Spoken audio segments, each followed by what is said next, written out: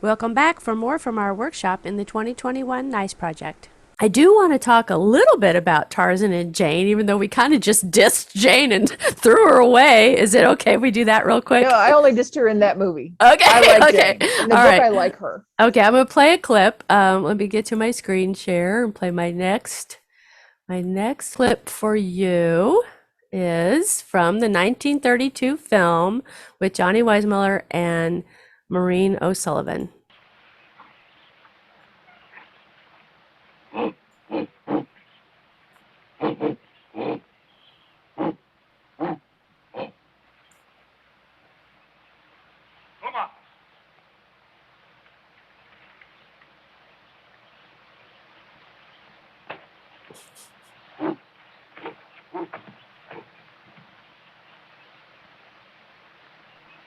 That's not Maureen O'Sullivan, by the way.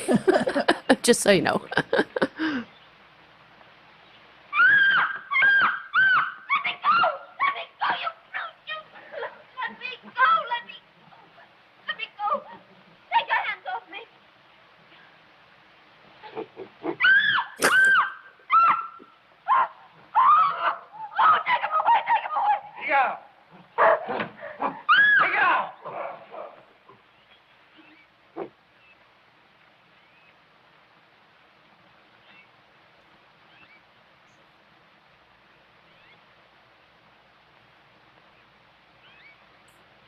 Thank you.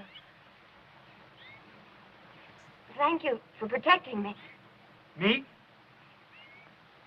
I said, thank you for protecting me. Me. No. I'm only me for me. Me. No. To you, I'm you. You. No.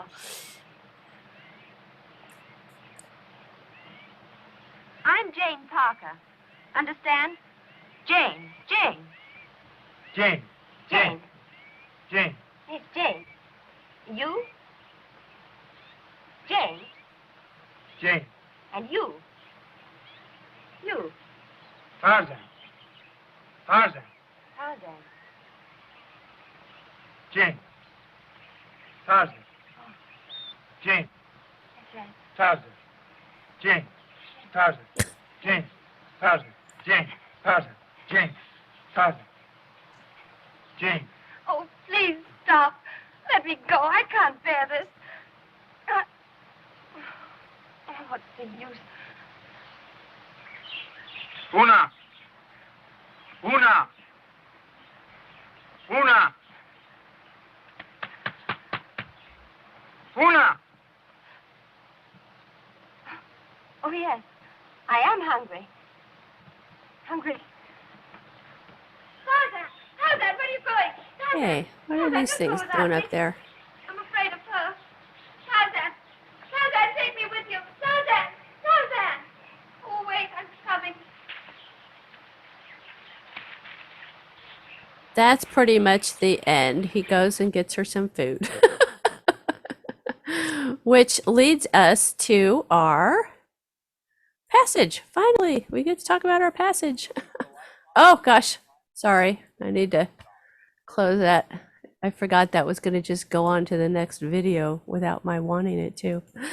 So, it's funny when we're talking about that passage in the book and in the movie, and I just kept thinking, like, in the modern world and sitting in a bar somewhere, that's like a pickup line, me Tarzan, you Jane, and we had this thought that we should ask people, what, write your own pickup line inspired by me Tarzan, you Jane. How would you tell a person you just met that you want to get involved with them, because basically Tarzan's like, oh, I'll get her some food, me Tarzan, you Jane. I'll offer her food.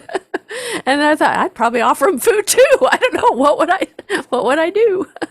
But it is funny to me that scene is where Tarzan first does provide food for Jane, because it's relevant to our passage, which we haven't even gotten to yet. But I do wanna bring up our passage. Where is it? Okay, hold on, I'm getting there. Here's our friend. Here we go. So this is our passage. Who wants to read it? Go ahead, Sarah. Oh, okay. I am Tarzan of the Apes. I want you. I am yours. You are mine. We live here together always in my house. I will bring you the best of fruits, the tenderest deer, the finest meats that roam the jungle. I will hunt for you. I am the greatest of the jungle fighters. I will fight for you. I am the mightiest of the jungle fighters. You are Jane Porter. I saw it in your letter. When you see this, you will know that it is for you and that Tarzan of the Apes loves you. Oh, good job, Sarah E. Now, you got to remember that our passage that we picked is a note written by Tarzan to Jane. And at this point in the story, he has rescued Jane at least once.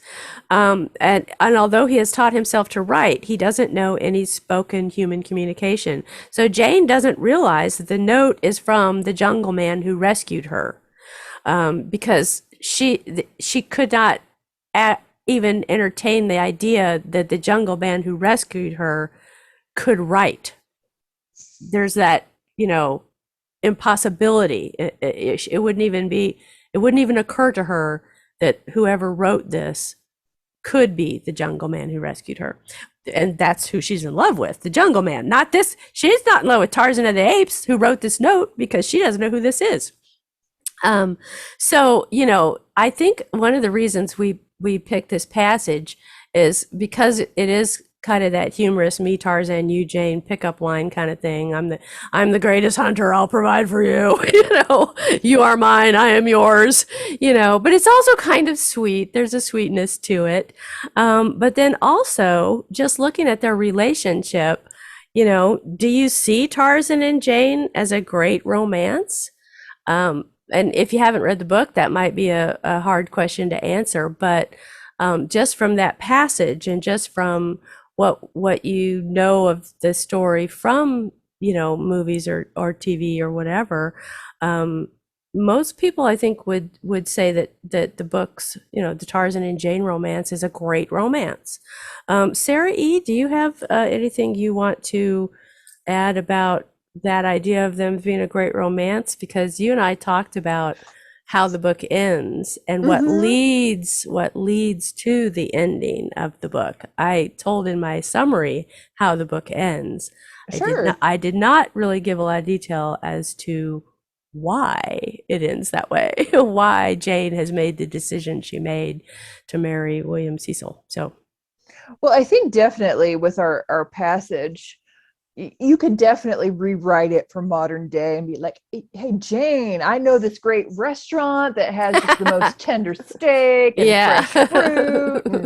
And, but I mean, really, Tarzan, his gut feelings for how he wants to treat Jane are pretty similar to how some modern couples want to treat each other. It's just that it doesn't have any pretense at all, and it's on fast forward mode. And and it has a lot to do with him being physically able to provide and protect.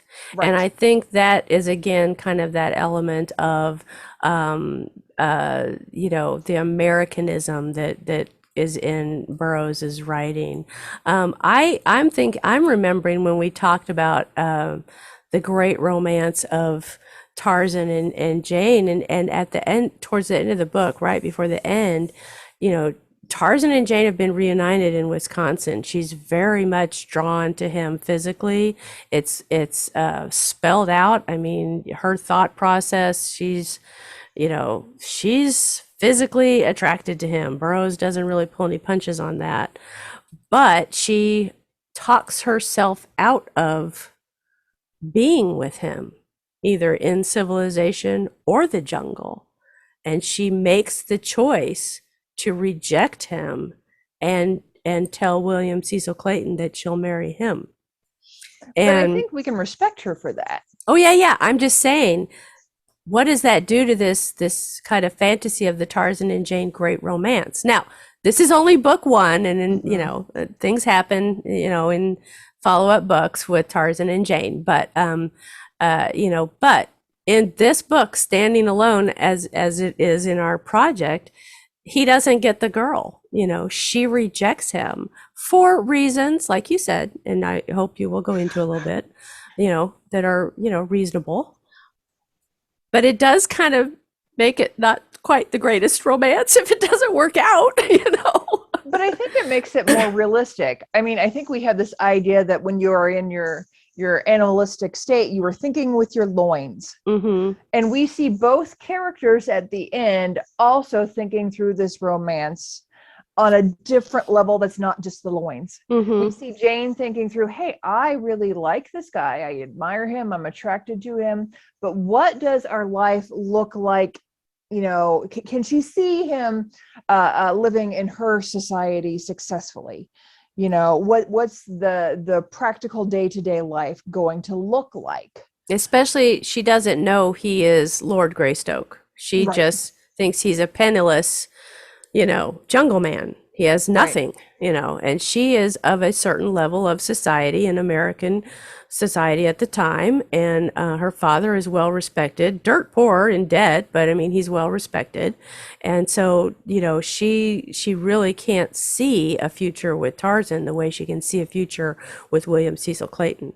And for a woman in her time period, she makes a very smart, self-sacrificing in a way, and yet also with her own best interests at heart decision. And her father, she also is, concerned about her father.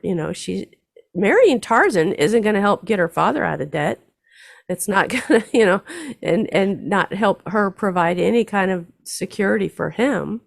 Marrying William Cecil Clayton will take care of her future, her father's future, everything.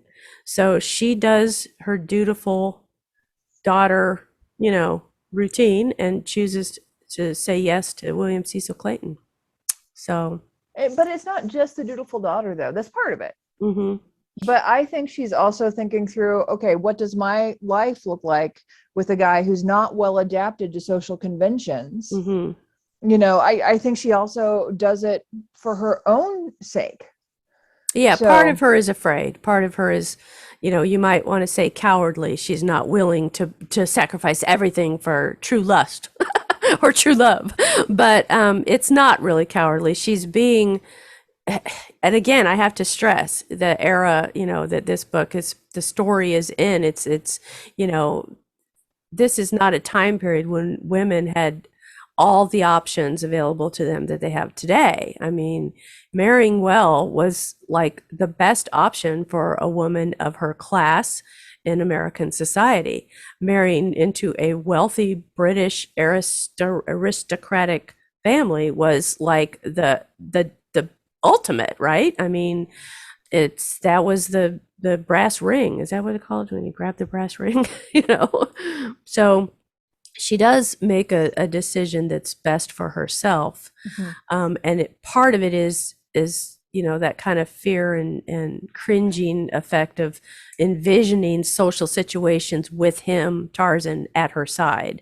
That's kind of like, I don't want that for my life. And plus that wouldn't help my dad at all, in his old age. So Yeah, it's a very practical decision. practical. She is very practical. Right. And that's one of the things we love about Jane. Even when she's in the jungle and scared half out of her mind, she's still a fairly practical person, and so she's an interesting character. And I wish we had 1,000 more hours to talk about, her character more in depth. Join us next time as we continue with our workshop discussion for the 2021 NICE project.